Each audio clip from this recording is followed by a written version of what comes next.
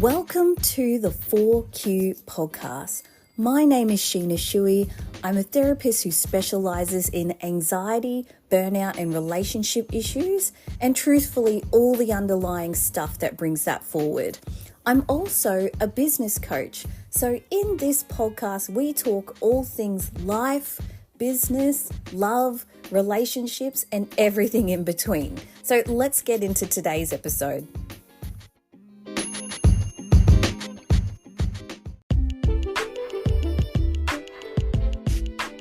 Mindset shift could completely change your life in 30 days. Let's get into it. So, the one mindset shift is whatever the thing is that you want, the $1 million, the weight loss, the health, whatever the thing is, any situation that you are in, asking yourself if that thing would make that situation or that moment better. Now, the reason this is really interesting is because I've been practicing this for myself for a few weeks now, because as a therapist, as a business coach, I always try the things that I'm recommending to clients before I recommend it to them. I really want to make sure that there's some validity to it and it works, and and I know other people who try different things, so I like to try it for myself. One of the activities I've been doing is asking myself in situations and scenarios, is the thing that I want going to make this scenario better? So for example, on the weekend, I took my boys to the beach. It was really good, really fun. And in that scenario, $1 million wouldn't have made it any better. We really were just enjoying the beach together and having fun. There's another scenario where I look and feel healthier. Maybe I'd lost some weight, and so that part actually would change that scenario, in that there were a couple of moments where I felt a little bit self-conscious, maybe got a bit nervous when people were around because I wasn't confident in my appearance, because it's been a while since I was at the beach by myself with my kids in my bathing suit, so I'm not in a flattering situation.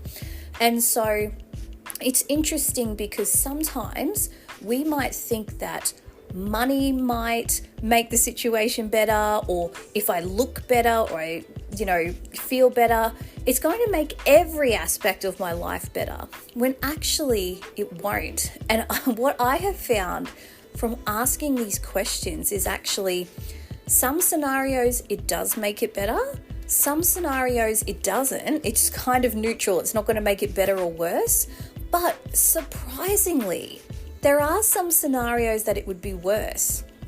So again, for example, when I was going through a hard time, so same scenario as having a great time at the beach with my boys, but just as we were leaving, we were all sort of, when you go into the water and you wash off any sand in the waves before you leave, so you're still sandy on your feet, but generally you're clear of sand and everything everywhere else. So once you get to your car or whatever, you just have to dust off your feet. So we were just heading off, and then my eldest tackled my youngest and was just being a bit rough with him and completely covered both of them head to toe in sand. Now, I was a bit tired, it was getting a bit hot, and it was just a frustrating situation to deal with. Like, you're ready to leave, you're ready to go, and then that happens. So admittedly, I was frustrated, right? And so we had to go back and put everything down, pull the stuff back down, go back into the ocean and wash everything off again. And by this time, carrying my youngest, my arms are hurting, it's all happening. And in that scenario, for me, money wouldn't make that situation better. Looking better isn't going to make that situation better. And if you think of other scenarios, having an ideal partner, yes, no, might make the situation better, but there's a lot of things that aren't going to make that situation better. So it's a really interesting activity to try in a lot of different ways. So there's that scenario at the beach. And then there's another scenario where my son was giving me a hug on the couch. And again, it was just a really nice moment. One of my kids is really affectionate and the other one naturally just isn't that affectionate. So the one that's not that affectionate just came up and gave me a hug and a kiss out of nowhere, and it was really refreshing. And I asked myself again in that moment, if I had the money that I wanted, or if I looked the way that I wanted, or was healthy the way that I wanted, would that change that situation? So we talked about a negative situation not changing at the beach, but would a positive situation be any better? And it wouldn't. And in fact, I actually thought to myself, if I did have millions and millions of dollars in my bank account, I don't think I would be doing the things for my kids that actually helped me bond with them and probably led to him coming up to me, giving me a hug unprompted, giving me a kiss unprompted. Because if I had a nanny, for example, who was doing all the nappy changes and the bath time and the bedtime and getting up in the middle of the night, for example, if I had outsourced all of those things, I don't think I would have the bond that I have with my kid. Now, here's not to say if you outsource those things, if you have a nanny doing those things, that you don't have that bond. Absolutely, you can have the bond in so many different ways. But in that scenario for me, I definitely felt like he sees me doing those things, he appreciates it, and I'm very conscious of not having my phone around them. Again, there's lots of factors that lead into that.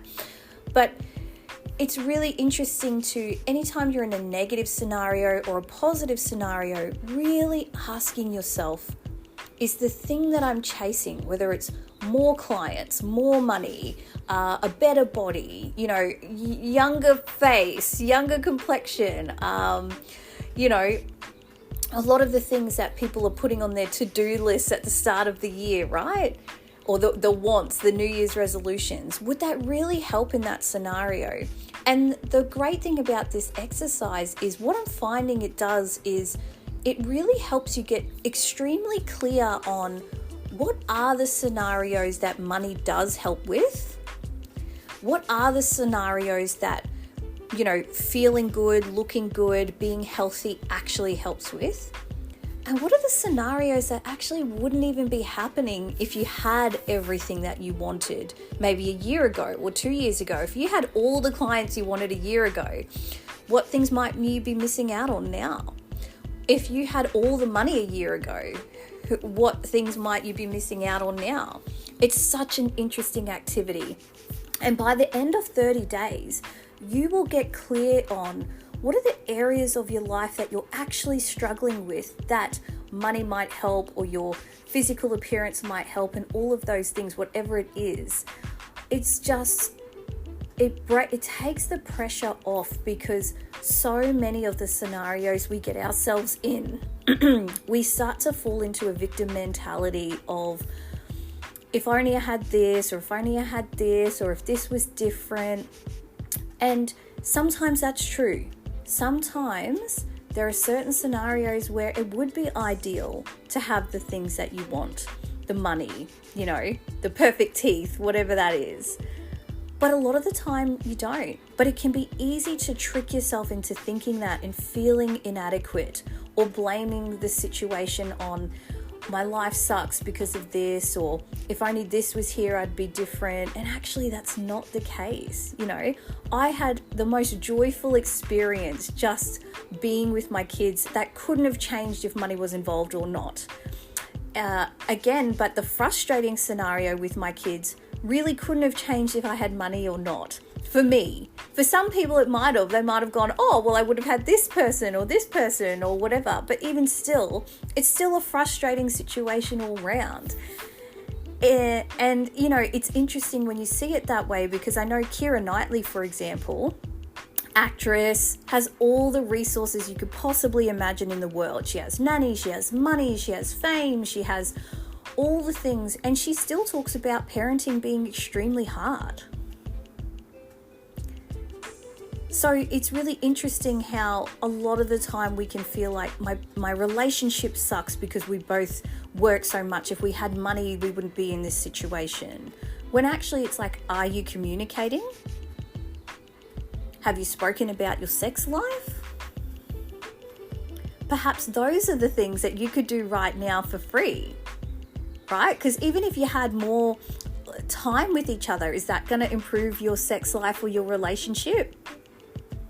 It's interesting. It's an interesting question to really ask yourself, because then again, you don't know until you're sort of going through your day-to-day scenarios, day-to-day situations, and getting deep on this question.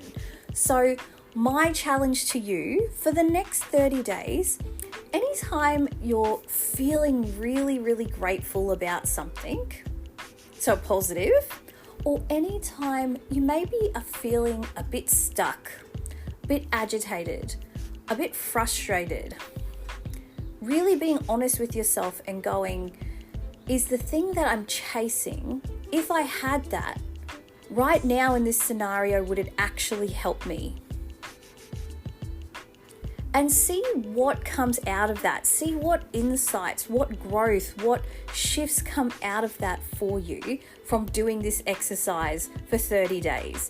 And I'd love to hear from you, whether you drop it in the comments or you come find me on Instagram and send me a message. Let me know how you go after a week, after 2 weeks, after 4 weeks, if any epiphanies have happened for you, because certainly I find that this seems really simple, and I get it. We all know that message of the best things in life are free.